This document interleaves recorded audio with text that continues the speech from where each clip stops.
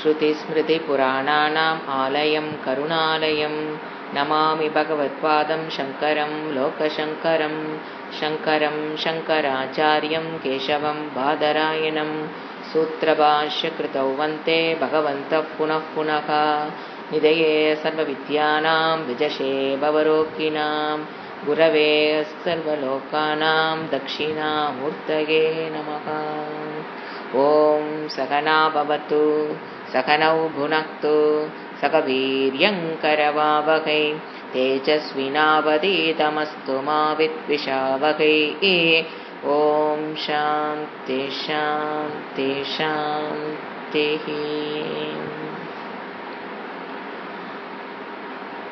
இன்றைய தலைப்பு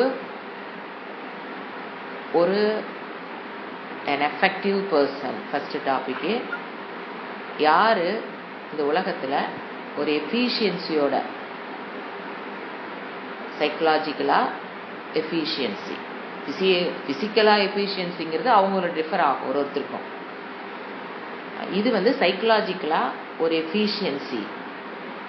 efficiency means how much, ஒரு நீங்கள் எந்த அளவுக்கு இந்த உலகத்தில் சந்தோஷமாக வாழ முடியுதோ in spite of any situation, that is efficiency, psychological efficiency. திறமைன்னு அர்த்தம். மனதளவில் திறமையுடன் இருத்தல். யார் இருக்க முடியும்? அந்த கல்ச்சர், அது கொடுக்குற கல்ச்சர் தான் sacred culture. gives us the efficiency of a person, psychological. அந்த எஃபிஷியன்சி அவங்களுக்கு எப்படி கிடைக்குது? சாக்ரட் கல்ச்சர் பீப்புளுக்கு எப்படி கிடைக்குது அப்படின்னு பார்த்தீங்கன்னா, ஃபஸ்ட்டு நேற்று பார்த்தோம், நம்மளோட லிமிட்டேஷன்ஸ் என்னங்கிறது நம்ம புரிஞ்சுக்கணும். ஞான சக்தி, இச்சா சக்தி, கிரியா சக்தி, இந்த மூணுலையும் we are limited. Somehow we manage to get success in many things. With limited these three things, somehow we manage to get success in many times. Comparative நம்ம லைஃப்பில் வந்து சக்ஸஸையும் ஃபெயிலூரையும் நீங்கள் லிஸ்ட் போட்டிங்கன்னா சக்ஸஸ் தான் அதிகமாக இருக்குது, ஃபெயிலூர் ரொம்ப ரொம்ப கம்மி. 90% ஒரு ஜீவனும் சக்ஸஸ்ஃபுல் லைஃப்பை தான் வாழ்ந்துக்கிட்டு இருக்கிறோம். ஒரு 10%, 5%, 8% தான் நம்ம லைஃப்பில் ஃபெயிலூரையே ஃபேஸ் பண்ணுறதே. என்னங்க நீங்கள் இப்படி சொல்கிறீங்க, என் வாழ்க்கையில் எவ்வளோ தோல்வி எனக்கு தெரியுமா? உயிரோடு இருக்கிறதே சக்ஸஸ். எத்தனை பேர் செத்து போயிருக்காங்க? பிளேனில் போயிட்டு நான் உயிரோடு வந்துட்டேன்னா சக்ஸஸ்ஸு. ப்ரீத் பண்ண முடியுதுன்னா சக்ஸஸ்ஸு. சாப்பிட்டது ஜீரணம் ஆகுதுன்னா சக்ஸஸ்ஸு. ஒரு நோய், உலகத்தில் இருக்கிற நோயில் எனக்கு ஒன்று வரலின்னா தட் இஸ் சக்ஸஸ்ஸு. நம்ம விஷன் தான் தப்பே தவிர இந்த உலகத்தில் நம்ம எல்லாரும் நல்லா தான் வாழ்ந்துக்கிட்டு இருக்கிறோம். பசி எடுக்குதுன்னா சக்ஸஸ். எத்தனை பேர் டாக்டர் நிற்கிறாங்க, பசி எடுக்க மாட்டேங்குது மாத்திரை கொடுங்க, ஹார்ட் அட்டாக் வராத வரைக்கும் சக்ஸஸ். எத்தனை பேர் அங்கே அட்மிட் ஆகி கிடக்குறாங்க? கை கால் நல்லா வேலை செய்தா சக்ஸஸ். ஒரு பக்கம் இழுத்துட்டு நம்ம படுத்துருக்கலையே, இப்போ காலையில் அழகாக எந்திரிச்சு எவ்வளோ அழகாக யோகா பண்ணிட்டு வந்து உட்காந்துருக்கோம், கிரேட் சக்ஸஸ். இதுவே இன்னைக்கு டேல இதாட்டம் இந்த சக்ஸஸ் நம்ம இன்னைக்கு சக்ஸஸ் ரேட்டு நம்ம 100% இப்போவே அடைஞ்சாச்சு. By attending the classes success. மனதுக்கும் உடலுக்கும் வேணுங்கிறத கொடுக்குறோமா சக்ஸஸ். ஸோ எஃபிஷியன்சி எப்போ வருது? இதையெல்லாம் அதாவது என்ன புரியணும்? With these limitations. ஞான சக்தியில் எனக்கு வந்து ஃபுல்லாக எந்த ஞானம் எனக்கு கிடையாது. எந்த ஃபீல்டு நான் பிஹெச்டி வாங்கினாலும் நான் பிஹெச்டி வாங்கினதை தவிர மித்த என்ன தெரியாதுங்கிறது அங்கே போனால் தான் தெரியும். பிஹெச்டி இன்னும் ஒரு ஃபீல்டில் ஒரு பிஹெச்டி வாங்கினா தான் தெரியும், இன்னும் எத்தனை என்ன எனக்கு தெரியாதுன்னு. அப்போது ஞானத்துலேயும் என்ன இருக்குது? லிமிட்டேஷன் தான் நம்மளுக்கு. இச்சா ஆசைப்படுறதுலேயும் என்ன தான் இருக்குது? எனக்கு என்ன எப்படி இச்சா சக்தி ஆசைன்னு ஒருத்தர் கேட்டீங்க. இப்போது ஒரு 50 வருஷத்துக்கு முன்னால் வாழ்ந்தவங்க செல்ஃபோனுக்கு ஆசைப்பட்டிருக்கவே முடியாது. இப்போ நீங்கள் ஆசைப்படுறீங்க, 50 வருஷத்துக்கு முன்னால் வாழ்ந்தவங்களுக்கு அந்த சக்தியே கிடையாது. செல்ஃபோனை ஆசைப்படுகிற சக்தி அங்கே கிடையாது, ஏன்னா இல்லை. அது வேற பாயிண்ட்டு. சக்தி ஆசைப்படுறதே என்னது? இப்போ இப்போ இன்னொரு 50 வருஷத்துக்கு கழிச்சு ஒன்று கண்டுபிடிக்கிறான்னு வச்சுக்கோங்களேன், அதை நீங்கள் இப்போ ஆசைப்பட முடியுமா என்ன? ஓ லிமிட்டெட், இச்சா சக்தியே லிமிட்டெட். அப்புறம் அதை செயலாக்கம் சொல்லவே வேண்டாம். செயலாக்கத்துல உடல் இருக்கிற எஃபிஷியன்சி வச்சுக்கிட்டு, இத்தனை ரோகத்தை வச்சுக்கிட்டு, உடம்புக்குள்ள இத்தனை மோகத்தை வச்சுக்கிட்டு, மனதுக்குள்ள ஒரு கிரியாவை ஒன்ன பண்ணி போறோம் அப்படிங்கிறது, அந்த லிமிட்டேஷனை வச்சுக்கிட்டு நம்ம என்ன அடைஞ்சிருக்கிறோம்? இவ்வளவு success. Being alive is the first success. So efficiency effective பர்சனுங்கிறவனுக்கு என்ன தெரியுது? With this limitation I have நான் பலவிதமான வெற்றிகளை வாழ்க்கையில் அடைந்துட்டேன். அடுத்த பாயிண்ட், ஒரு வாழ்க்கையில சக்சஸ் ஃபெயிலூர்ங்கிறது ஒரு காயினுடைய ரெண்டு சைடு. ஒரு சக்சஸ்ங்கிறது ஃபெயிலூர்ங்கிறது ரெண்டு சைடு. அப்ப ஆக்சுவலா ஃபெயிலூர்னா என்ன? there is no failure at all. நம்ம புரிய வைக்கிறக்கா வாழ்க்கையில ரெண்டு மாறி மாறி வரும்னு சொல்றமே தவிர, ஃபெயிலூருங்கிறது என்ன தெரியுங்களா? நாம என்ன எதிர்பார்த்தோமோ அது நடக்காமல் வேறு விதமாக நடந்தால் நம்மளுடைய மனதினுடைய ப்ரொஜெக்ஷன் தோல்வியாக அதை பார்க்கிறது. நாம் நினைச்சிருப்போம் அது அங்க நடக்காது, சரி நடக்கல, வாட் நெக்ஸ்ட்னு போயிருக்காது, மனம் உட்கார்ந்து கவலைப்படுது. பாத்தீங்களா? அந்த ப்ரொஜெக்ஷன், மென்டல் ப்ரொஜெக்ஷன் தான் ஃபெயிலூர். நீங்க பாருங்க, ஒரு பெரிய வெற்றி அடைஞ்சிட்டேன் அப்படின்னு நீங்க நினைச்சிருப்பீங்க, that is also a mental projection. நீங்க அடைந்த வெற்றியே பின்னால வரும் கஷ்டத்துக்கு காரணமாக இருக்கும். பின்னால வரப்போற கஷ்டத்துக்கு நீங்க அடைந்த வெற்றியே காரணமாக இருக்கும். என்னோட லைஃப்ல நான் பார்த்தது, என் ஃப்ரெண்டு நானும் அடிக்கடி நான் அதை சொல்லுவேன் எல்லாத்துக்கும். அவங்க பார்த்தீங்கன்னா ப்ளஸ் 2ல நல்ல மார்க்கு, மெடிக்கலு, அவங்க அடைந்தது வெற்றி. என்னோட லைஃப் ஸ்டைலு வேற மாதிரி, என் அளவுக்கு படிப்பாங்க, பட் அவங்க மெடிக்கலுக்கு அலோவ் பண்ணாங்க, பேரண்ட்ஸும் போயிட்டாங்க. நம்ம இதில் அப்படி இல்லை. அப்படிங்கும்போது இப்போ பார்த்தீங்கன்னா அப்போ அவங்க அடைந்த வெற்றியா தெரிஞ்சது 60 வயசுல நமக்கு முன்னால நின்று மாலையா கண்ணி வடிக்கிறாங்க. வாழ்க்கை எதுக்கு வாழ்ந்தனே தெரியலடிங்கிறாங்க. எவ்வளோ உழைப்பு, இத்தனை பசங்களை கஷ்டப்பட்டு வளர்த்தி அந்த பையன், நீ எனக்கு என்ன பண்ணுன? நீ கூட இருந்து என்னை வளர்த்தினியா? நீ உனக்கு பிசினஸ், உன்னுடைய தொழில் டாக்டர், தொழில் தானே பெருசு, நீ போய் ஹாஸ்பிட்டல் உட்காந்துருந்த, பணம் சம்பாதிக்கிறதானே பெருசுன்னு உட்காந்துருந்த.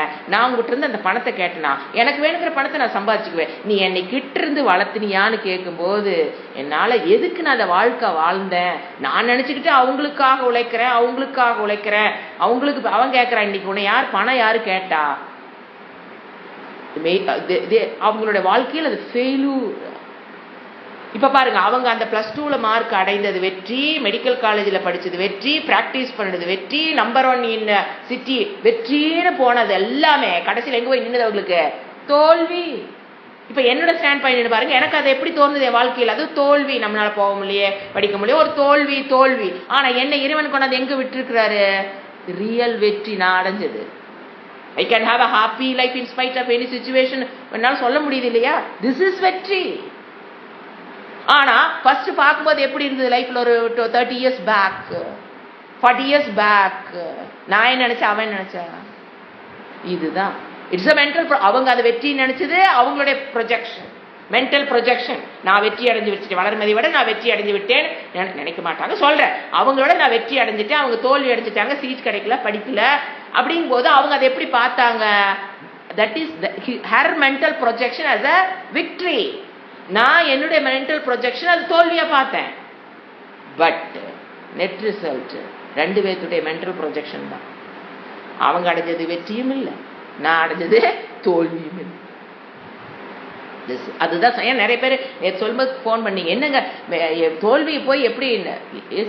இதுதான் அதுதான் எக்ஸாம்பிள். நீங்க நேற்று சொன்னதனுடைய இதுக்கு தான் இன்னைக்கு நான் கண்டினியூ பண்றேன். It is our totally mental projection. இப்போ நமக்கு ஒரு பையனை பார்த்துருப்போம், ஒரு பொண்ணை பார்த்துருப்போம், ஒரு பையனுக்கு பொண்ணுக்கோ அது ஆகாம போயிருந்துருக்கோம். நம்ம பொண்ணு பையனு எல்லாம் ஓகே ஆகி ஒரு கல்யாணம் நின்று இருக்கும். நாம என்ன நினைச்சுக்கிறோம்? அது தோல்வி. ரெண்டு சைடு சரி, அதெல்லாம் இப்பெல்லாம் பெரிய சைக்கலாஜிக்கல் இஷ்யூ ஆயிடுது. பேரண்ட்டுக்கு சைடு, இந்த சைடு, அந்த சைடு, ஐயோ பிக்ஸ் ஆகி நின்று போச்சே. ஆனா அது நடந்திருந்தா என்னென்ன கஷ்டம் வருங்கிறது இவங்களுக்கு தெரியாம என்னன்னு பாக்குறாங்க, ப்ரொஜெக்ட் பண்ணிக்கிறாங்க, தோல்வி. ஏன்னா இறைவன் அந்த பையனுக்கு யாருன்னு போட்டிருக்காங்களோ அந்த பொண்ணுக்கு யாருன்னு போட்டிருக்கா மாத்தி நாம என்ன பண்ணிட்டோம், வித் லிமிட்டெட் ஞானம், லிமிட்டெட் இச்சா, லிமிட்டெட் கிரியாசக்தி, அதை ரெண்டையும் மேட்ச் பண்ணி பார்த்துட்டோம். மண்டபத்து வரைக்கும் வந்துட்டு ரெண்டு என்ன ஆயிடுச்சு, பிரிஞ்சிருச்சு. ஏன், நாம போட்டு கணக்கு வேற, அவங்கள பிராரப்த பிரகாரம் அவங்க யார போய் சேரணுங்கிறது இறைவனோட கணக்கு. அதனால கண்டிப்பா அது என்னதான் ஆகணும் அந்த இடத்துல. பட் பணம் மனதில் என்ன இருக்கும், கஷ்டம் இருக்கும், பட் அது தோல்வி அல்ல. அப்போ we have to search for another. இந்த பாய்க்கு வேற பொண்ணை தொடணும், அந்த பொண்ணுக்கு வேற பையங்கிறது தான் அந்த நாலேஜ் நமக்கு அந்த இடத்துல கிடைக்குது, எக்ஸ்பீரியன்ஸ். இதுல நம்ம தோல்வியாக பார்க்கிறோம் அப்படின்னா it is a mental projection, it is not a fact at all. எல்லா இடத்துலயும் நீங்க எதை தோல்வியா பாக்குறீங்களோ அது தோல்வி. அப்ப என்னன்னு பாத்தீங்கன்னா everybody is a successful woman or man in this world. எல்லாருமே வெற்றி அடைந்து கொண்டுதான் இருக்கிறோம். everybody in this world who are alive. இறந்து போயிட்டானா சொல்ல முடியாது, அவங்க வெற்றின்னு சொல்ல முடியாது. அதுவும் அவங்களுக்கு அடுத்த சரீரத்துக்கு என்னாச்சு, வெற்றின்னு கூட எடுத்துக்கலாம். they are traveling on their way. so there is no fail. இப்ப யாரை பார்த்துட்டு இருக்கோம், எஃபெக்டிவ் பர்சனுக்கு இந்த அறிவெல்லாம் இருந்ததுன்னா அவன் எப்படி இருப்பான், எஃபிஷியன்சியோட இருப்பான், மென்டல் எஃபிஷியன்சியோட, சைக்கலாஜிக்கலி ஸ்ட்ராங், மென்டலி ஸ்ட்ராங். யாரு இப்ப லிமிடேஷன்ஸ் புரிஞ்சுக்கணும், அதில் நாம இத்தனை வெற்றி அடைஞ்சிருக்கிறோம், தோல்விங்கிறது மென்டல் ப்ரொஜெக்ஷன், இதெல்லாம் தெரிஞ்சு நாலாவது ரெகக்னைசிங் த கிரேஸ். நான் எப்படி இந்த வெற்றி அடைஞ்சேன், வித் லிமிட்டட் ஞானம், இச்சா சக்தி, கிரியாசக்தி வச்சுக்கிட்டு இத்தனை வெற்றியை முதல்ல அது புரியணும். இத்தனை வெற்றியை நான் அடைஞ்சேன்னு புரிஞ்சாதான் அந்த கிரேஸை நீங்க ரெகக்னைஸ் பண்ணவே முடியும். இத்தனை வெற்றியை தோல்வியை அடைஞ்சேன்னா you cannot recognise the grace at all. தோல்வி தோல்வி தோல்வியே பார்த்துட்டு இருந்தீங்கன்னா you cannot recognise the grace. அப்ப என்ன பண்ணணும், you must recognise the grace. இதை நீ அக்செப்ட் பண்ணி இந்த அறிவு எத்தனை இடத்துல வெற்றி பெற்றேன் இந்த ஒரு குறைபாட்டை வச்சுக்கிட்டு, அப்போ அதுக்கு என்ன காரணம், த factor, any factor, the grace may be any factor. ஏதோ எனக்கு சக்திக்கு மேல ஒண்ணு இருந்து அதுதான் எனக்கு அந்த கிரேஸா இருக்குதுங்கிற ஒரு எக்ஸ் ஃபேக்டர். அது நாம இறைவனா பார்க்கலாம், கிரியேட்டரா பார்க்கலாம், இட்ஸ் எக்ஸ் ஃபேக்டர் வச்சுக்கலாம். ஏன்னா நம்ம அந்த இடத்துல அது ஒருத்தர் ஒன்று சொல்ல, let it be some factor, அதோட கிரேஸ்ல தான் நான் இருக்கிறேன். அப்படிங்கும்போது தான் நம்ம எங்க வர்றோம், சாக்ரட் கல்ச்சருக்குள்ளேயே நம்ம வர்றோம். இல்லைன்னா என்ன பண்ணுவோம், செக்குலர் கல்ச்சர்ல தான் இருக்கணும். ஸோ இப்போ ஒரு ஆக்சிடென்ட் நடக்குது, நாம் அது மற்றவங்களுக்கு நடக்கிற மாதிரி பார்க்குறோம்.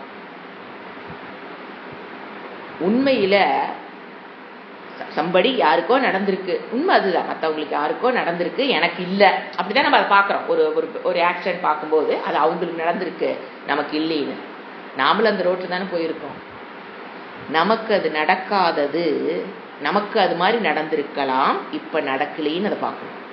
எப்படி பார்க்கணும், அவங்களுக்கு நடந்துருச்சுங்கிறத விட எனக்கு நடக்கல, எனக்கு எப்ப வேணாலும் இது நடக்கலாம். இது பொய்யா என்ன, நம்ம அப்படி பார்க்கிறோமே, இது நமக்கு எப்ப வேணாலும் நடக்கலாம். It can happen to me also with this. அப்படின்னா எப்ப பார்த்தாலும் கவலையா இருக்கலாம்.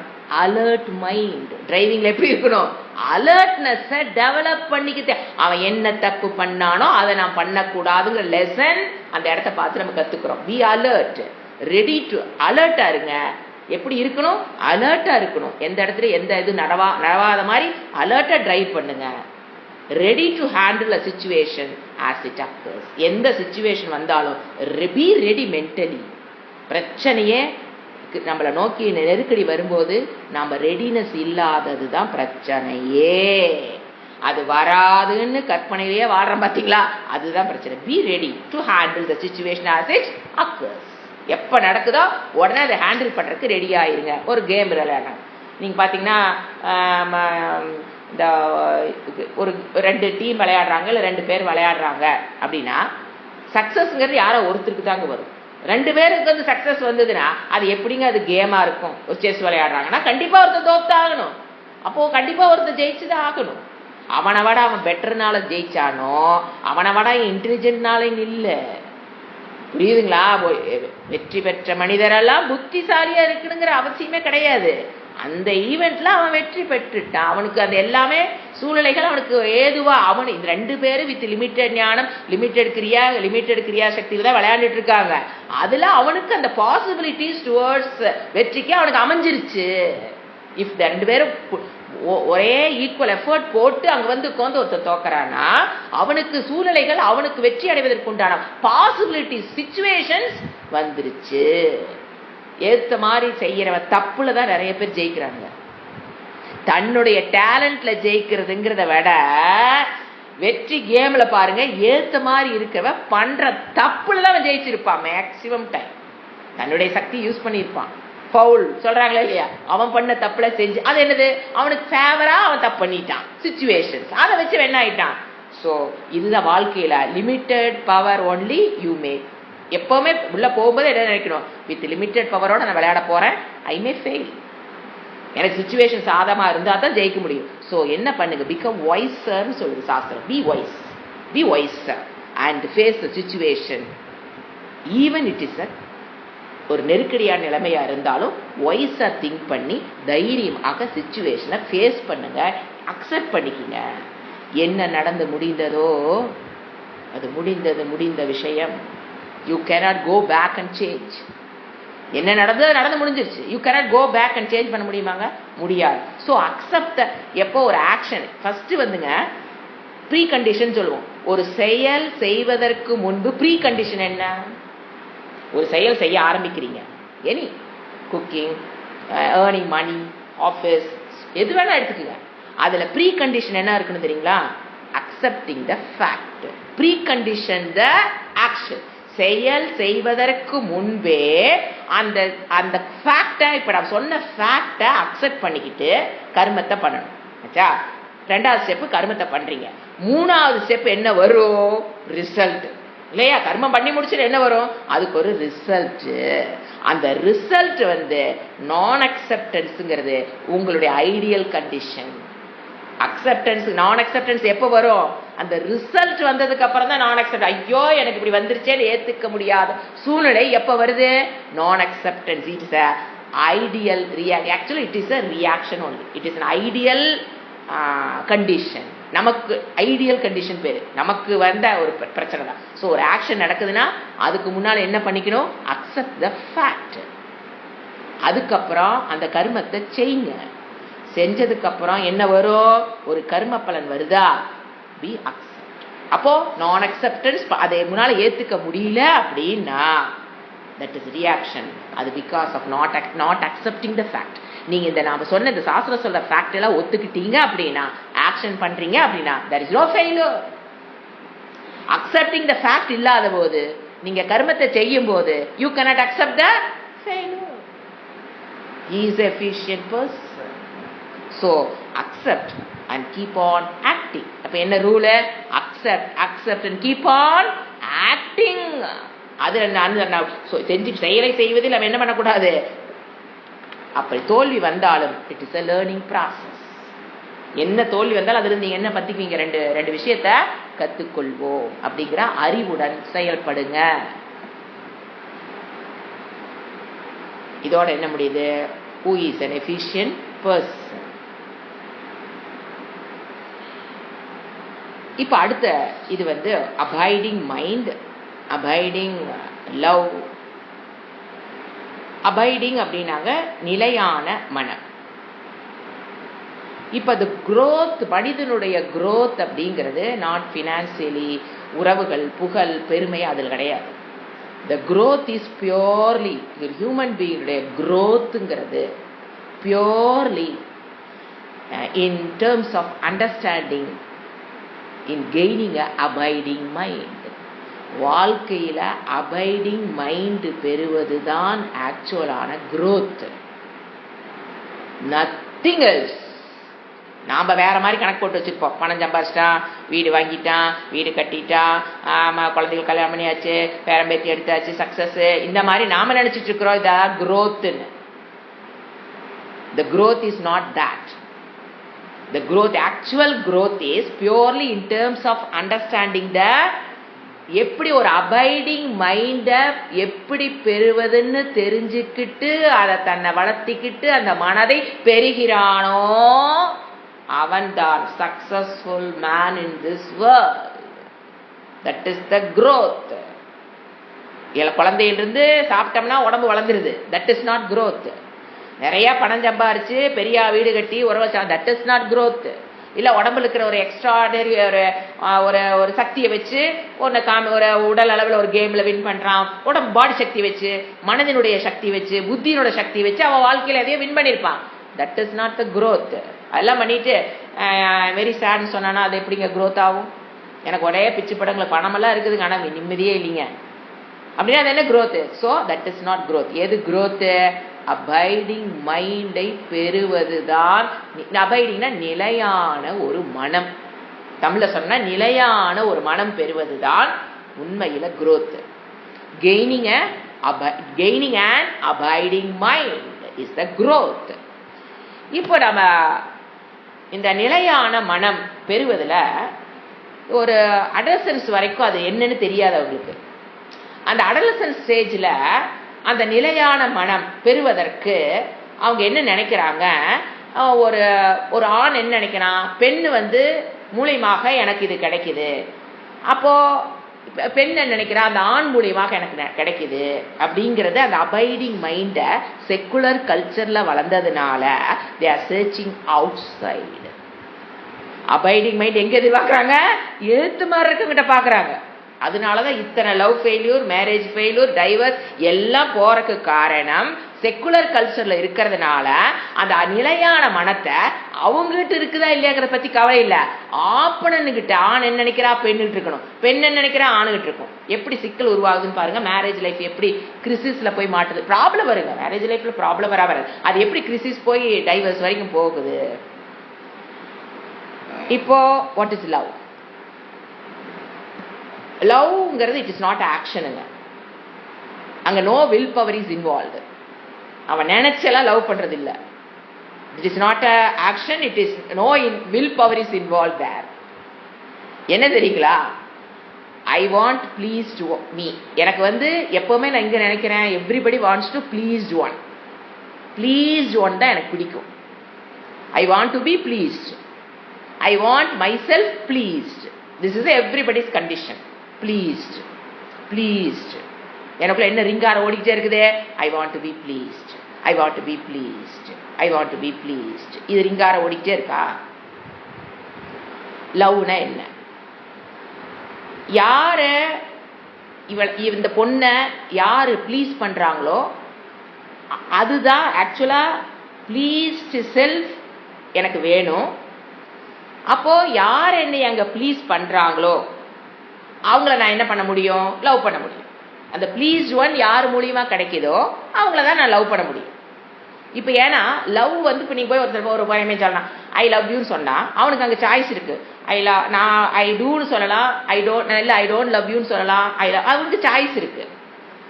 ஆனா எப்படி அந்த லவ்ங்கிற ஃபேக்டர் இன்னும் இன்வால்வ் ஆகுதுன்னு பார்த்தீங்கன்னா, யூ கேன் லவ்ங்கிறது உள்ள டிஸ்கவர் பண்ற ஒரு திங், அவங்ககிட்ட கண்டுபிடிக்கிறது இல்லை. இந்த லவ்ங்கிறது அவங்ககிட்ட கண்டுபிடிக்கிறது இல்லைங்க. ஒரு பொண்ணை எடுத்துக்கிட்டோம்னா இது discover with the love can only discover with your self. உங்களுக்கு இருக்கிற அந்த ப்ளீஸ்ட் ஒன் தான் நீங்க லவ்வா பாக்குறீங்க, அவன் அல்ல. புரிஞ்சுங்களா? ஃபர்ஸ்ட் பாயிண்ட், எனக்கு pleased, I like to be pleased, I want pleased one with me. அப்போ இப்போ நீங்க யார் யார் உங்களை ப்ளீஸ் பண்றாங்களோ அவங்களத்தான் நம்மளால என்ன பண்ண முடியும்? லவ் பண்ண முடியும். இஃப் அந்த ப்ளீஸ்ட் ஒன் எனக்குள்ள போயிட்டேன்னு வச்சுக்கோங்க, என்னால் அவனை என்ன பண்ண முடியாது? லவ் பண்ண முடியாது. வெறுப்பு. யார் யார் என்னை ப்ளீஸ் பண்றாங்களோ அவங்களத்தான் நான் என்ன பண்ண முடியும்? லவ் பண்ண முடியும். என்னை ப்ளீஸ்ட் ஒன் போயிருச்சு, எங்கிட்ட இருக்கிற அந்த ப்ளீஸ்ட் ஒன் உள்ள இருக்கிறது போயிருச்சுன்னு வச்சுக்கோங்க, அந்த ஆள்கிட்ட எனக்கு என்னதான் வருது? வெறுப்பு. இது relationship through out the universal rule. இது இப்போ என்ன நடக்குது?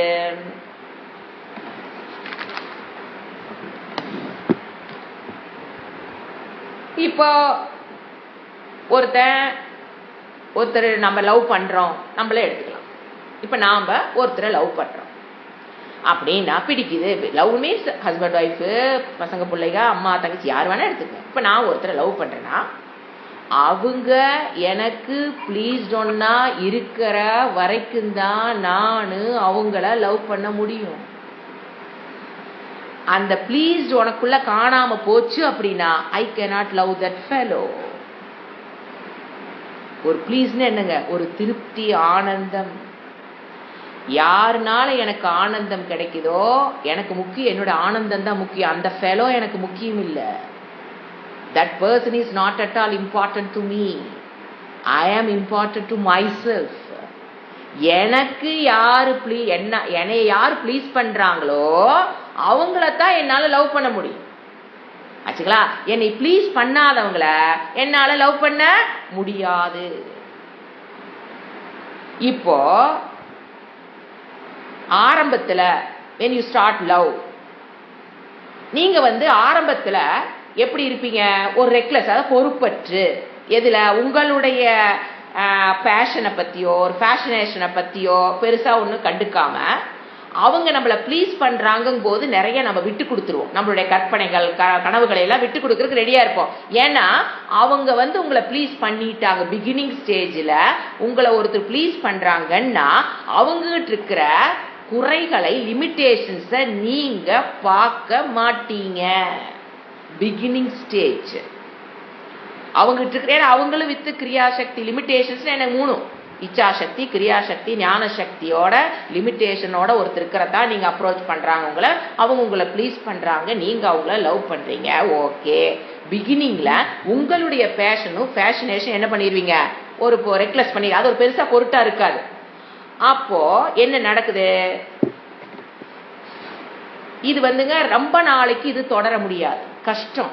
ஏன்னா என்னை ஒருத்த ப்ளீஸ் பண்ணிக்கிட்டே இருக்கணுங்கிறது ரொம்ப கஷ்டம் இந்த வாழ்க்கையில. நான் ஒருத்தரை ப்ளீஸ் பண்ணணுங்கிறது டஃபஸ்ட் ஜாப். எந்நேரம் எப்படிங்க நாம ஒருத்தரை ப்ளீஸ் பண்ணிக்கிட்டே இருக்க முடியும்? ஏன் ப்ளீஸ் பண்ண முடியாது? அவங்கனாலேயே என்னை டோட்டலா ப்ளீஸ் பண்ண முடியாது, என்னாலேயே அவங்களை டோட்டலா ப்ளீஸ் பண்ண முடியாது. ஏன்? ஐ ஆம் வித் லிமிட்டட் சக்தி, ஐ ஆம் வித் சம் டிமெரிட்ஸ். அப்ப இந்த சிச்சுவேஷன்ல தான் 2 பேர் ஒன்று சேரும். இப்ப கல்யாணம் அப்படிங்கிற பந்தம் ஏற்படும் போது நாம என்ன சொன்ன? அக்னி சாட்சியாக. ஏன் 2 பேரும் அக்னி சாட்சி பண்ணி, ஏன்னா கல்யாணம் பண்றதுக்கு முன்னாலே தெரியும் நான் உன்னை ப்ளீஸ் பண்ணிட்டே இருக்க முடியாது, நீ ப்ளீஸ் பண்ணிட்டே இருக்க முடியாது, எப்ப வேணாலும் பிரச்சனை வரலாம், அக்னி சாட்சியா உன்னை நான் பிரிஞ்சு போக மாட்டேன் தான் நம்ம கல்ச்சர்ல திருமணமே.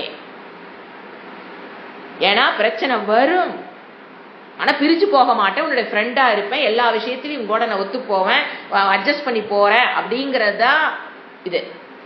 இப்போ என்ன நடக்குது? கொஞ்ச நாள் அந்த ஒரு அந்த ப்ளீஸ், அதாவது அவன் ப்ளீஸ் பண்ணிக்கிட்டே இருப்பாங்கிற நினைப்புல இவ்வளவு விரும்புறான், அவன் ப்ளீஸ் பண்ணுவான்னு போயிட்டு இருக்கு. என்ன தெரியுங்களா ஆகும்? 2 பேர்த்திட்டையும் அந்த நிலையான மனது இல்லாத போது என்ன நடக்குது? நிலையான மனம், அபைடிங் மைண்ட் இருந்தா எப்படி இருப்பாங்க 2 பேரும்? அபைடிங் மைண்ட் இல்லைன்னா 2 பேரும் எப்படி இருப்பாங்க? ஏன்னா அபைடிங் மைண்ட் வரணும்னா you have to get out of anger. அதுதான் அபைடிங் மைண்ட். நிலையான மனம்னு என்னங்க? கோபத்திலிருந்து விடுபட்டிருக்கணும், பொறாமையிலிருந்து விடுபட்டிருக்கணும், கர்வத்திலிருந்து விடுபட்டிருக்கணும், எல்லா குவாலிஃபிகேஷனும் இருந்து நற்பண்புகளை பெற்று செய்யக்கூடாத செயல்களை செய்வதிலிருந்து தன்னை ஒதுக்கிக் கொள்ளக்கூடிய மனம் தான் நிலையான மனம். இப்போ லவ் பண்றோம் அப்படின்னா இவங்ககிட்டயும் நிலையான மனம் இல்ல, அவங்ககிட்டயும் நிலையான மனம் இல்ல. அப்படிங்கும்போது கொஞ்ச நாள் அந்த ப்ளீசிங்னஸ் குறைஞ்சொன்ன, ஏன்னா அவனால 24 hours into 7 அவனால ப்ளீஸ் பண்ண முடியாது. ஒரு ஸ்டேஜ்ல அவனால ப்ளீஸ் பண்ண முடியாத ஒரு நிலை வரும், இவங்களுக்கு வரும், அவங்களுக்கு வரும். அப்ப ப்ளீஸ் பண்ண முடியாத நிலைக்கு அவ வந்துட்டானா அப்பதான் இந்த பொண்ணுக்கு அவனோட லிமிட்டேஷன்ஸ் எல்லாம் தெரிய ஆரம்பிக்கும். இது தப்பு, அது தப்பு, நீ இது சரியில்லை, அது சரியில்லை, இப்படி அப்படி. இவளு என்னது? இவள்கிட்ட அந்த அபைடிங் மைண்ட் இல்லாத போது நடக்கிற கதை.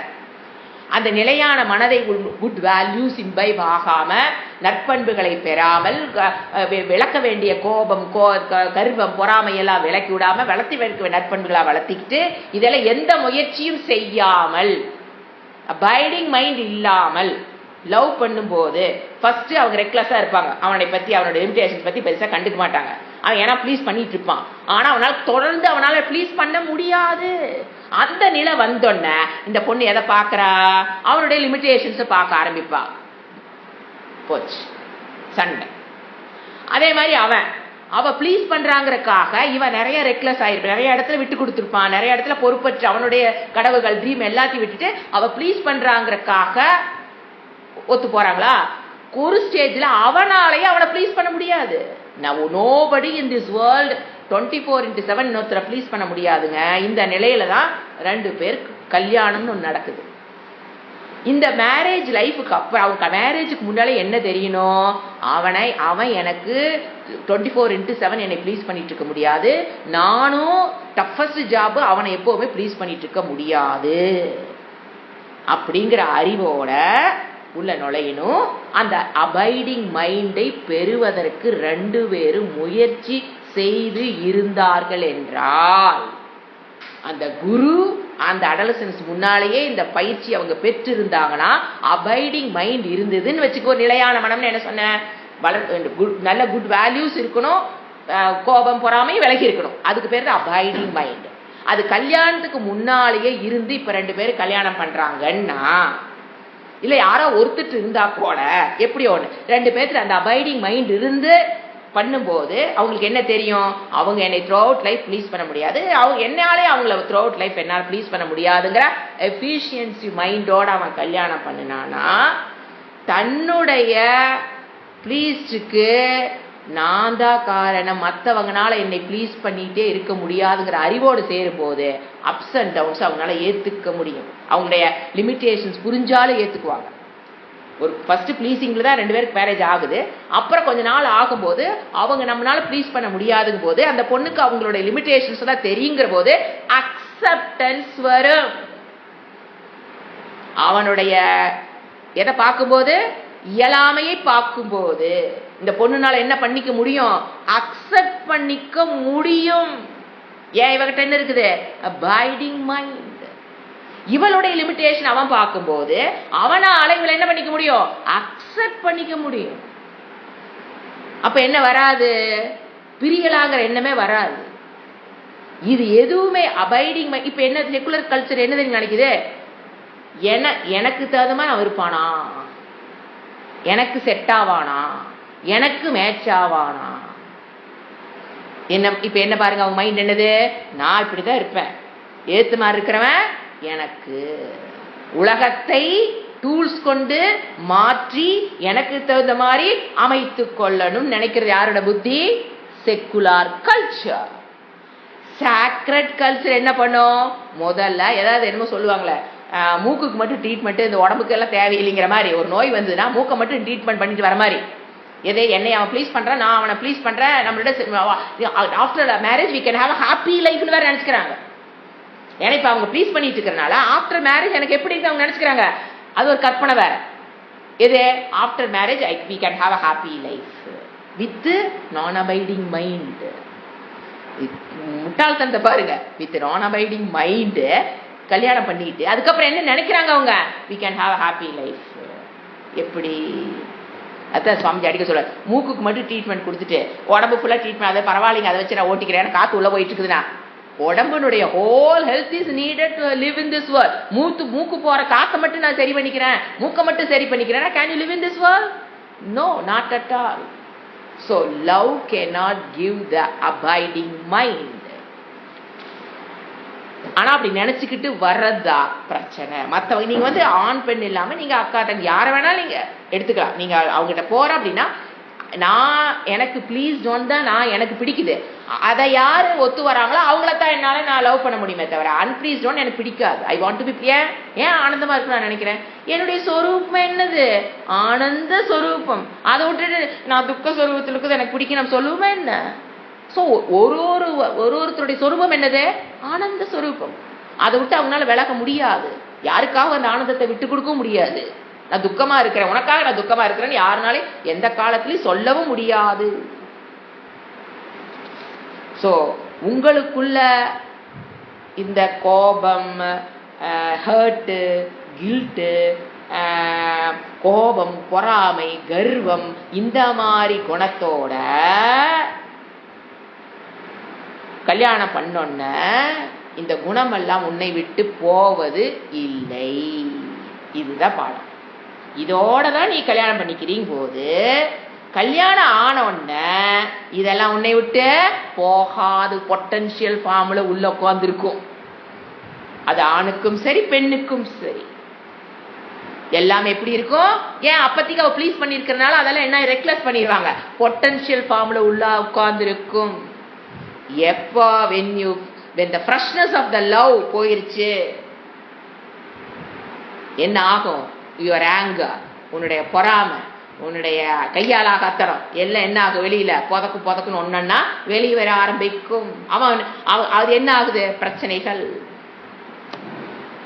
ஸோ அபைடிங் மைண்ட் இல்லாமல் லவ் பண்ணி அதன் மூலியமா நான் அபைடிங் மைண்டை பெற்றுக்கிறேன். மற்றவங்க எல்லாத்தையும் விரும்புறது, சோசியல் ஒர்க் பண்றவங்க எல்லாத்துக்கும் இதே மைண்டு தாங்க.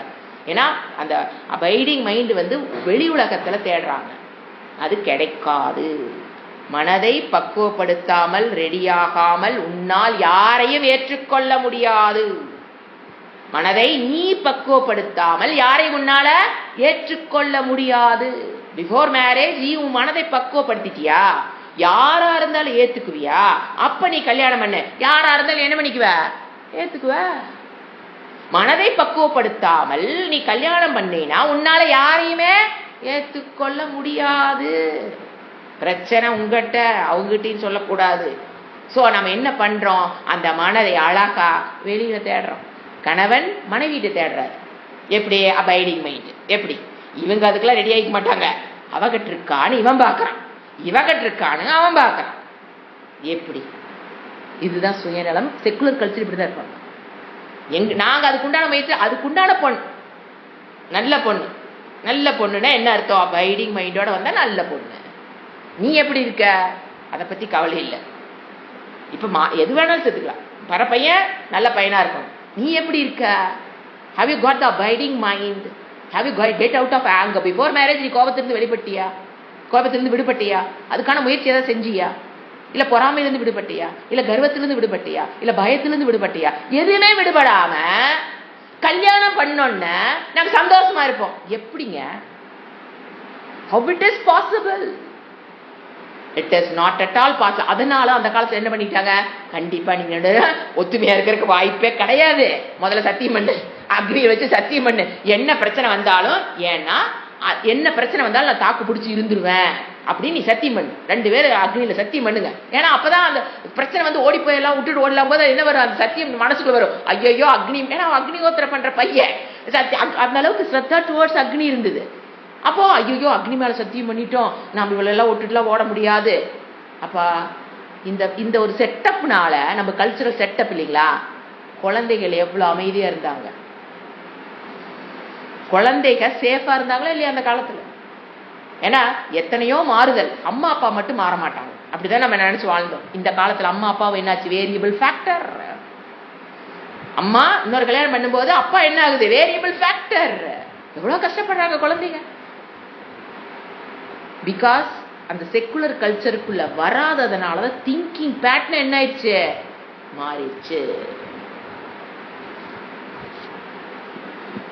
இப்ப அடுத்து என்ன பண்றோம்? இந்த மாதிரி பிரச்சனை வரும்போது நம்ம ஜென்ரலா என்ன அட்வைஸ் பண்ணுவோம்? அட்ஜஸ்ட் பண்ணு. That is very wrong word. Adjust பண்ணிட்டு போ. Adjustment made your relationship with another person will not solve the problem. எதை நீங்க கையில எடுக்கிறீங்க, அட்ஜஸ்ட்மெண்ட் பண்ணி போன்னு சொல்றீங்க வச்சுக்கலையா, அது உங்க ப்ராப்ளத்தை சால்வ் பண்ணாது. நிறைய பேர் எக்ஸ்பீரியன்ஸ் பண்ணிருக்கலாம். அட்ஜஸ்ட்மெண்ட் பண்றதுங்கிறது என்ன பண்ணாலும், அதாவது வெளியில பார்த்தா ஒண்ணு கத்தாத மாதிரி இருக்குங்க, உள்ள ப்ரெஷர் டெவலப் ஆகும். டெவலப் ஆகி ஒரு நாள் என்ன பண்ணும்? வெடிக்கும். Adjustment is a wrong word. Adjustment made in your relationship with another person will not solve the problem. நல்லா எழுதி நீ அது உங்க பையனோட வச்சுக்கலாம், ஒய்ஃபோட வச்சுக்கலாம், கணவனோட வச்சுக்கலாம், யார் வேணாலும். Adjustment is not the problem. எப்போ? Unless you change yourself totally. நீ முழுமையாக மாறினால் மட்டும்தான் பிரச்சனைக்கு ஒரு முடிவே தவிர மற்றவனை மாத்தலானோ அவனை மாத்தலான்னு ட்ரை பண்றது, அவனை மாத்த முடியலன்னா நீ ஓடி போடான்னு இன்னொருத்தரை கல்யாணம் பண்ணிக்கிறது, அதனால ப்ராப்ளம் சால்வ் ஆகாது. 3 கல்யாணம் பண்ணாலும் அந்த பொண்ணுனால பிரச்சனையை சால்வ் பண்ண முடியாது. ஏன் பிரச்சனை எங்க இருக்குது? நீ ஒரு அபைடிங் மைண்ட் இருந்து கல்யாணம் பண்ணிருந்தீன்னா யாரு கூட வேணாலும் என்ன பண்ணிடுவ, வாழ்ந்துருவ. இந்த அபைடிங் மைண்ட் இல்லாம நீ யார கல்யாணம் பண்ணாலும் உன்னால சேர்ந்து வாழ முடியாது. அதனாலதான் அக்னி சாட்சி அந்த காலத்துல கல்ச்சர் தெரியும். அப்ப என்ன நடக்கும்? அப்பதான் அட்ஜஸ்ட்மெண்ட்ங்கிற வேர்டு தப்பு. அன்லஸ் என்ன conclusion? unless you change yourself totally you cannot have a happy marriage life. மத்தவனை மாத்தலானோ ஆளை மாத்தலானோ அவனை கேரக்டரைஸ் மாத்தணும் ட்ரை பண்றது எல்லா கேர்ள்ஸ் இப்படிதான். அவனை நம்ம கைக்குள்ள வச்சுக்கணும். நமக்கு தகுந்த மாதிரி மாத்துறதுனால பிரச்சனை சால்வ் ஆகாது. அல்லது ஆளை மாத்தினாலும் பிரச்சனை சால்வ் ஆகாது. ஏன்? பிரச்சனை எங்கிட்டு இருக்கு? ஒருத்தருக்கு இது தெரியும் போது லவ் பண்றோம் என்பதற்காக உன்னிடம் இருக்கிற கோபமோ வெறுப்போ உன்னை விட்டு போவதில்லை. அது என்ன ஆகும்? வெளியில வரும். எனி டெக்னிக் இந்த காலத்துல கவுன்சிலிங் போய் பாத்தீங்கன்னா நிறைய டெக்னிக் சொல்லி கொடுக்குறாங்கன்னு சொன்னாங்க. இன்னைக்கு ஒருத்தர் டெக்னிக் மேரேஜ் லைஃப் சக்சஸா போறக்கு இந்த டெக்னிக் அந்த டெக்னிக், எந்த டெக்னிக் உதவாது. ஏன்? a technique to improve the relationship merely alters the situation temporarily. அவங்க சொல்லி கொடுக்கிற டெக்னிக் எல்லாம் தப்புன்னு சொல்லல. டெம்பரரிலி அந்த ஒரு அட்டர்ஸ் த சிச்சுவேஷன், அந்த சிச்சுவேஷனை டெம்பரரா ஃபேஸ் பண்றதுக்கு அது உதவும். ஏன்னா பாவம் அவங்களா தியரியெல்லாம் சப்மிட் பண்ணி அதுல பிஹெச்டி வேற வாங்கி வேற சொல்லி கொடுக்குறாங்க. ஏது கணவன் மனைவி ஒரு ரிலேஷன்ஷிப்புக்கு அதெல்லாம் டெம்பரரியா வேணா ஒர்க் அவுட் ஆகலாம். Not a permanent solution. What is a permanent solution? If your girl, உங்களுடைய பொண்ணு உங்களுடைய பையன் நிம்மதியான மேரேஜ் லைஃப்குள்ள போகணும்னா இந்த அபைடிங் மைண்ட் இருந்ததுன்னா நீங்க யாரை கல்யாணம் பண்ணி வச்சீங்கனாலும் அந்த பையனோ பொண்ணோ வாழ்ந்துருவாங்க. அபைடிங் மைண்ட் இல்லாம எவ்வளவுதான் ஒரு நல்ல பையனை கொண்டாந்து விட்டீங்கனாலும் அவனால வாழ முடியாது. அபைடிங் மைண்ட் இருந்ததுன்னா என்ன மோசமான சைக்கலாஜிக்கல் ஒரு இஷ்யூஸோட ஒரு பொண்ணு வந்தாலும் அவன் வாழ்ந்துருவான். அபைடிங் மைண்ட் இல்லைன்னா எவ்வளவுதான் நல்ல குவாலிட்டிஸோட ஒரு பையன் வந்தாலும் அவனாலையும் வாழ முடியாது. So for a happy life, to gain abiding mind, try to get that abiding mind. What is abiding mind? You must have certain values and attitudes. Abiding mind க்கு என்ன தேவை? Well, what is my abiding mind? Abiding mind சொல்லிட்டே இருக்கீங்களா? Definition for abiding mind என்ன? ஏன்னா இப்பதான் definition கேட்கறதுக்கு உங்களுக்கு மூடு வந்திருக்கும். ஏன்? இந்த பிரச்சனைக்கு சால்வேஷன் என்ன சொல்லுது? abiding mind. What do you mean by abiding mind? Certain values and attitude towards the life. To discover the abiding love in other. To discover the abiding love உங்களுக்கு வேணும்னா, நிலையான ஒரு அன்பு வேணும்னா, first you get abiding mind. By values and by attitudes. You must very clear about the இப்ப தெரியுதுங்களா important of values, important of attitudes. எதுக்கு ரெண்டும்? To have a happy marriage life. அல்லது நீங்க யாரோட உறவா இருந்தாலும் சரி, ஓகே. நான் சப்ஜெக்ட் மேரேஜ் எடுத்ததுனால அதை மட்டும் தொடறோம். நீங்க மத்தவங்க யாரோட ஒரு நல்ல உறவு இருக்குனாலும் உங்ககிட்ட அபைடிங் மைண்ட் இருந்ததுன்னா யாரோட வேணாலும் நீ அன்பா இருந்துட்டு போயிட்டே இருப்ப. உங்ககிட்ட அபைடிங் மைண்ட் இல்லைன்னா, வேல்யூஸ் இல்ல, ஆட்டிடியூட்ல தப்பா இருக்குன்னா யாருனாலையும் உங்ககிட்ட வாழ முடியாது, அன்பாக இருக்க முடியாது. With this value in hand. என்னென்ன வேல்யூஸ்? அமானித்வம் மதம்பித்வம். அவர் சொன்ன வேல்யூ நம்ம மாற்ற முடியாது. என்னென்ன வேல்யூஸ்? அமானித்வம் மதம்பித்வம் அகிம்சா சாந்தி ஆர்ஜவம் ஆச்சாரியோபாசனம் சௌச்சம் ஸ்தைரியமாத்ம விநிக்ரஹா. என்ன அபைடிங் நேச்சருக்கு என்ன கிருஷ்ணர் சொல்லி வச்சிருக்காரு? These are all the values. So with this values in hand இருக்கணும். இன் ஹேண்ட்னு என்ன அர்த்தம்? தேவைப்படுற நேரத்தில் அது குணம் நம்ம சுபாவம் மாறணும். அது இன் ஹேண்ட்னு பேரு. With this value in hand you are granting proper condition of love. இதெல்லாம் இருந்ததுன்னா நீங்க என்ன பண்றீங்க? Granting the proper condition of love. That first abiding நேச்சருக்கு ஃபர்ஸ்ட் ஒரு நல்ல ஒரு உறவுகள் மெயின்டைன் ஆகணும்னா ஃபர்ஸ்ட் வேணுங்கிறது மட்டும் பார்க்கலாம். Accommodation. Accommodation is very important for the byte, important value. இப்போ ஒரு இடத்துல உங்களுக்கு கோபம் வருது அப்படின்னா பிகாஸ் ஆஃப் நான் அகாமடேஷன். ஒருத்தர் மேல நீங்க கோவிச்சுக்கிறீங்கன்னா அவங்கள உங்களால அகாமடேட் பண்ண முடியல, அவங்கள உன்னால ஏத்துக்க முடியலாத போது என்ன வருது? கோபம் வருகிறது. You cannot change the entire world. நீங்க நினைக்கிற மாதிரி இந்த உலகத்தில் இருக்கிற மக்களை, குடும்பத்தில் இருக்கிற மக்களை மாற்ற முடியாது. செக்குலர் கல்ச்சர் என்ன பண்ணும்? எனக்கு தகுந்த மாதிரி இந்த குடும்பம் மாறணும்னு எதிர்பார்க்கும். இன்லாஸ் மாறணும், புருஷன் மாறணும். யாரு? Secular culture. எனக்கு தகுந்த மாதிரி மாறணும். அது நிம்மதியை தராது. ஒரு உண்மை தெரிஞ்சுக்கணும். ஒருத்தன் ஒரு மாதிரி நடந்துக்கிறான், டிஃபரண்டா நடந்துக்கிறான் அப்படின்னா நீங்க நினைக்கிற மாதிரி அவங்களால நடந்துக்க முடியலன்னா, நீங்க நினைக்கிற விட்டு அவங்க வேற மாதிரி நடந்துக்கிறாங்கன்னு வச்சுக்கோங்களேன். அவங்க அப்படி நடந்துக்கிறாங்க அப்படின்னா he or she is incapable of behaving differently. அவங்கனால வேற விதமா நடந்துக்க முடியாத இயலாமையில் இருப்பதால் தான் அவங்க அந்த மாதிரி நடந்துக்கிறாங்க. உங்களை பழி வாங்கறதுக்கு அப்படி நடந்துக்கிறது இல்லை. நம்மளுடைய ஆட்டிடியூட் சேஞ்ச் ஆகணும்.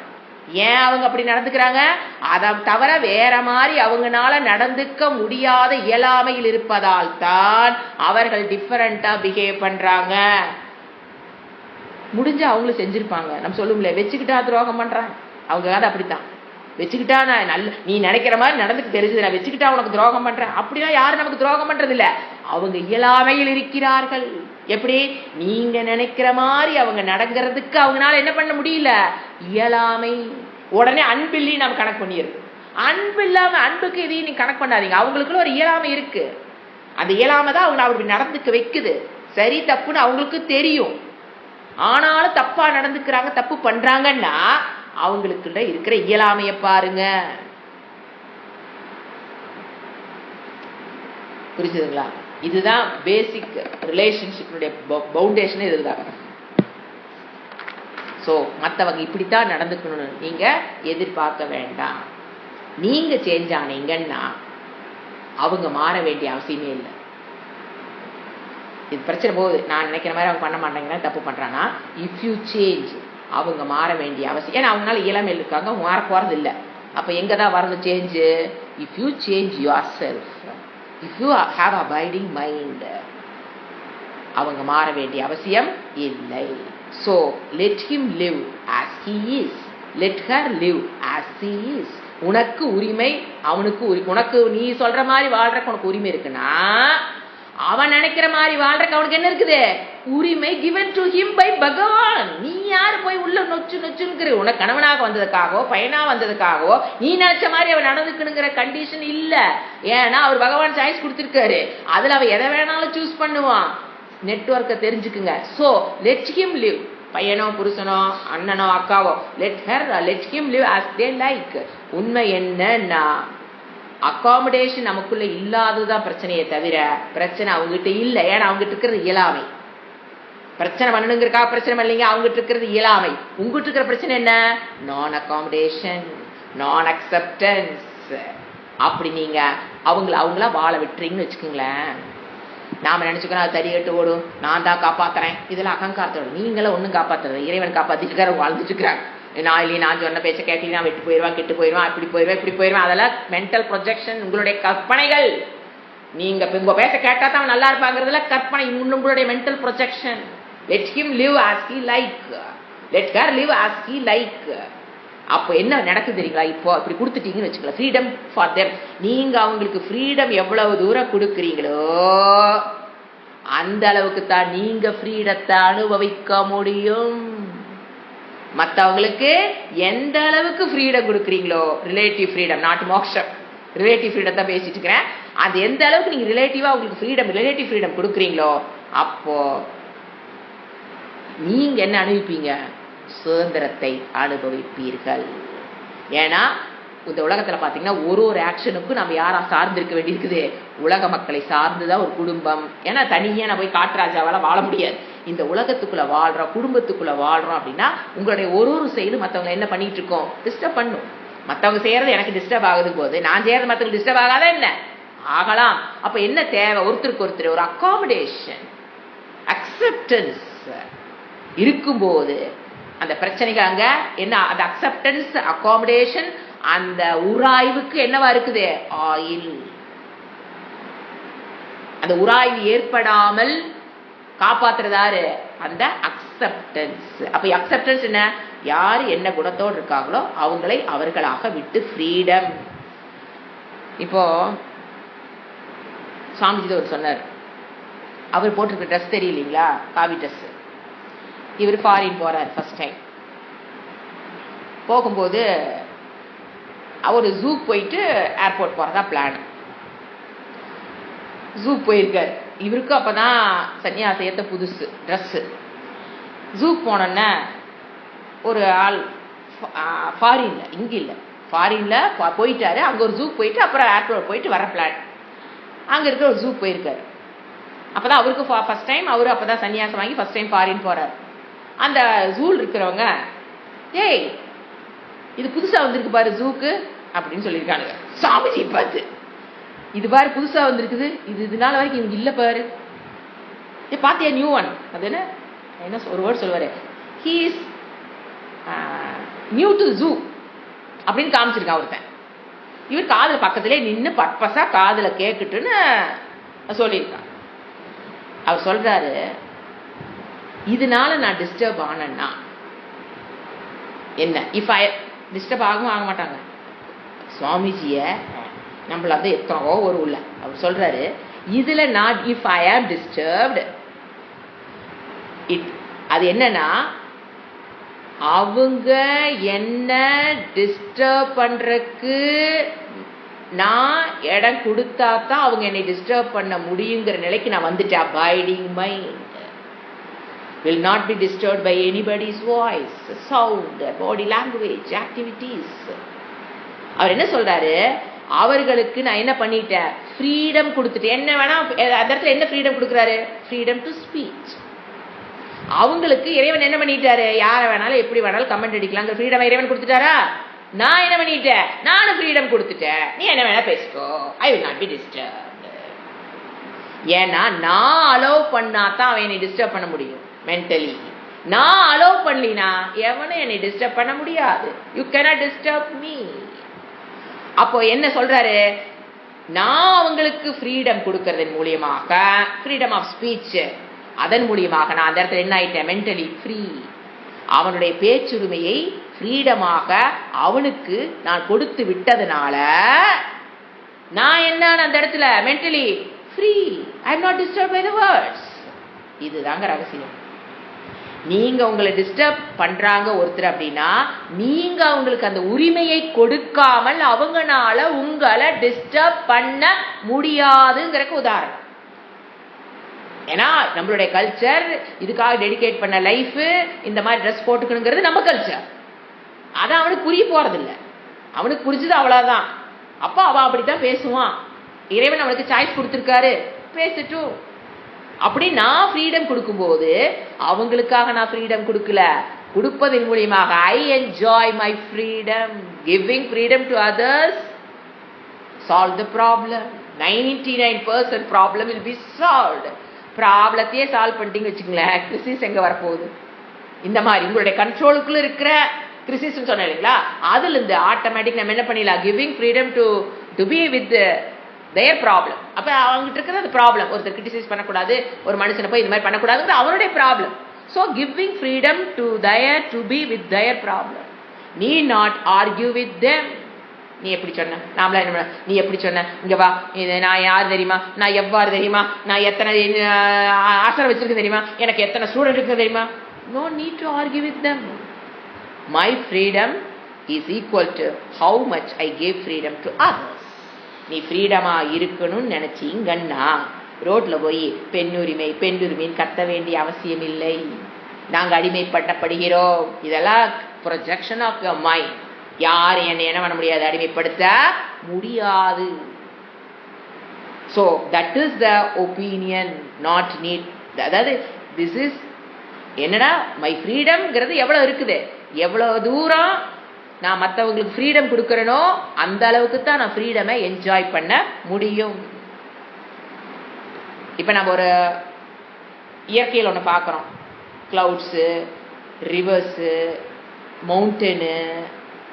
நீங்க பாருங்க, நீங்க அது எப்படி இருக்குதோ அந்த மலை, சுவாமிஜி சொல்லுவாரு, மலை எப்படி இருக்குதோ நீங்க அதை அப்படியே ஏத்துக்கிறீங்க. அது உங்களுக்கு தெரியுது இல்லை, ஆனா என்ஜாய் பண்றது மட்டும் தெரியுது. அந்த இடத்துல accommodating the mountain as such. அதனால என்ன பண்றீங்க, நீங்க you enjoy the freedom, you love your self at that time. உனக்கு மனசுக்கு பிடிச்சிருக்கு அப்படின்னா அந்த இடத்துல ரிவர் ஓடும்போது, ஏய் நீ என்ன இவ்வளவு ஸ்பீடா போற அப்படின்னு போய் கேட்கறமே என்ன, ரிவர்ட்டு போய் ஏன் நீ தண்ணி வத்தி கிடக்குற என்ன பண்றதுன்னு போய் அதுக்கிட்ட ஏதாவது பேசுறோம். அது ஏதாவது அதுல ஏதாவது மாற்றம் வேணும் நீங்க எதிர்பார்க்க. புரிஞ்சுக்கு நல்ல பாயிண்ட. ஒரு மலையை பாக்குறீங்கன்னா அதற்குள்ள இந்த மாற்றம் வேணும் நீங்க நினைக்கிறீங்களா என்ன? இல்ல, எப்படி இருக்குதோ அப்படியே பாக்குறோம். அதனாலதான் நம்ம என்ன பண்றோம், இமயமலையை சுத்திட்டு போறோம். 2 நாள் சுத்தினாலும் மலையை பார்த்து ஜன்னல் வழியே பார்த்துக்கிட்டே இருந்தோமே, 2 நாள் காலையில இருந்து பொழுதா வரைக்கும் அந்த பாக்கணுங்கிற கண்ணே ஓஞ்சு போனா கூட சித்த நேரம் தூக்கிட்டு மறுபடியும் வந்து சுத்தி ஐயோ பார்க்க விட்டுட்டோமே, மறுபடியும் உயிரோட கூட பார்க்க முடிய. அதில் எந்த மாற்றத்தையும் செய்யணும்னு என் மனம் எதிர்பார்க்கலை. இதுதான் உணர்வு. அது ஜடம் அப்படிலாம் நினைக்காதீங்க. அதுக்குள்ள எந்த மாற்றம் எப்படி இருக்கோ நான் என்ன பண்ணிக்கிட்டேன், அப்படியே பார்த்தேன், அதை அப்படியே ஏத்துக்கிட்டேன். அதனாலதான் என்னால பண்ண முடிஞ்சது, என்ஜாய் பண்ண முடிஞ்சது. அந்த மாதிரி ஒரு மலை, இமயமலை மாதிரி உங்க பையனையோ யாருனால மேனேஜ் பண்ண முடியாது, அதனால கொண்டாந்து வைங்க. அவங்களை அப்படியே பாருங்க, இருக்கிறபடி இமயமலை பாக்குற மாதிரியே பாருங்க. எனக்கு இப்பதான் போயிட்டு வந்தோம், எக்ஸாம் நல்லா புரியும். அப்படி பாக்குற மாதிரி அவங்ககிட்ட இருக்கிற நல்ல இமயமலை இருக்கிற நல்லதை மட்டும் தானே பாத்தீங்க. ஏங்க அதுல கெடுதல் இல்லைன்னு நினைக்கிறீங்க? மேலே ஏறி நின்று கீழே கொண்டாந்து விட்டு காலை கொண்டு விடும். நீ மேலே ஏறி நின்று கொஞ்சம் ஸ்லிப் ஆச்சுன்னு வச்சுக்க, பஸ்ல போகும்போதே பயம். ஏன் கொஞ்சம் ஸ்லிப் ஆச்சுன்னு எங்க போய் விழுவோம், கீழே வேற தண்ணி ஓடிக்கிட்டு இருக்குது. ஆனா ஏத்துக்கிட்டோம்ல, அது மைனஸ் பாயிண்ட் தானே. பிராடா இருந்தா தான் நமக்கு பிடிக்கும். அது பிராடாவா இருந்தது, நல்ல இந்த பக்கம் 6 வேலையா நாங்க போனோம், 6 வே அப்படிதான் நமக்கு பிடிக்கும். 6 வே போய் அப்படியே இந்த பக்கம் போற வண்டியெல்லாம் போய் அந்த பக்கம் வர வண்டியெல்லாம் அப்படி தனியா வந்தா we enjoy the trip, enjoy the travel. அங்க அப்படியே அங்க இருந்தது, ஆனா என்ஜாய் பண்ணும்ல. அதுல இருக்கிற அது அந்த ரோப் கார்லாம் போகும்போது எப்படி இருந்தது, ஐயோ கயிறு வந்து விழுந்தா என்னதான் ஆகுமோ தெரியாதே, ஆனாலும் என்ஜாய் பண்ணுமா இல்லையா? ஏன்னா அதை அப்படியே ஏத்துக்கிட்டோம். Secret of success. எதை நீங்க யாரை எப்படி இருக்கிறாங்களோ அப்படியே உன்னால ஏத்துக்க முடியாத பிரச்சனையை தவிர அவங்க பிரச்சனை இல்லை. So abiding mind with some values and attitude மாறணும்.